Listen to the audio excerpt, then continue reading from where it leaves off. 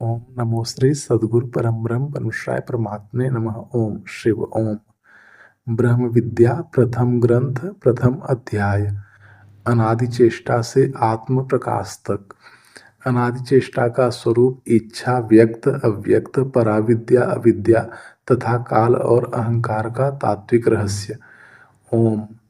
इस ग्रंथ की मूल स्थापना यह है कि अनादि चेष्टा समस्त व्यवहारों की मूल प्रवर्तक सत्ता है। वह अपने तात्विक स्वरूप में अखंड, अजड़ और अनादि है। उसमें स्वयं कोई खंड नहीं, कोई आरंभ नहीं और कोई अंत नहीं। उसी के आश्रय में मन, बुद्धि, अहंकार तथा पंच महाभूत का समस्त व्यवहार संभव होता है।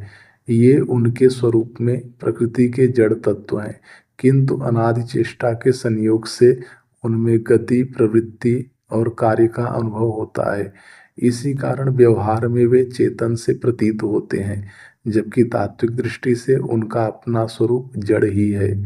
अतः जड़ता अनादि चेष्टा का धर्म नहीं, बल्कि प्रकृति के माध्यम से उसकी अभिव्यक्ति की प्रतीति है। यहाँ यह भी स्मरण रखना आवश्यक है कि यही अनादि चेष्टा समस्त तत्वों की दिशाधारक आधार सत्ता है। अर्थात जो भी प्रवृत्ति, अनुभव या भेद प्रतीति होती है, वह उसी के भीतर एक निश्चित दिशा ग्रहण करके ही प्रकट होती है। दिशा कोई बाह्य आरोप नहीं, बल्कि इच्छा के माध्यम से उसी अखंड चेष्टा के भीतर उत्पन्न अनुभव क्रम है। इच्छा और व्यक्त अव्यक्त की प्रतीति। ओम।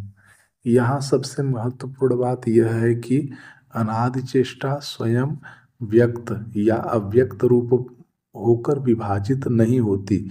वह मूलतः अखंड ही रहती है। उसके व्यक्त और अव्यक्त रूप की जो प्रतीति होती है, उसमें कारण इच्छा है। ओम। इच्छा उस अखंड अनादि चेष्टा के अनुभव में दिशा और संभावना का आधार बनती है।